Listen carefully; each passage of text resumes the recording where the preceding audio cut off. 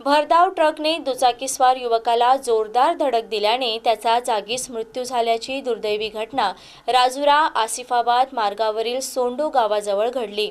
अंकित बोबाटे असं मृत युवकाचं नाव असून या घटनेनंतर संतप्त नागरिकांनी तब्बल 3 तास रास्ता रोको आंदोलन करत वाहतूक रोखून धरली।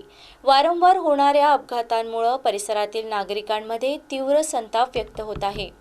प्राप्त माहितीनुसार अंकित बोबाटे आपल्या दुचाकीने कामानिमित्त जात असताना दरम्यान भरधाव ट्रकने त्याच्या दुचाकीला जोरदार धडक दिली।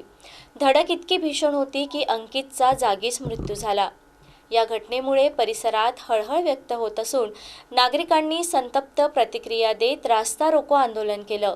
विशेष म्हणजे यापूर्वीही राजुरा कापनगाव मार्गावर ग्रिल कंपनीच्या भरधाव ट्रकने प्रवासी ऑटोला धडक दिली होती।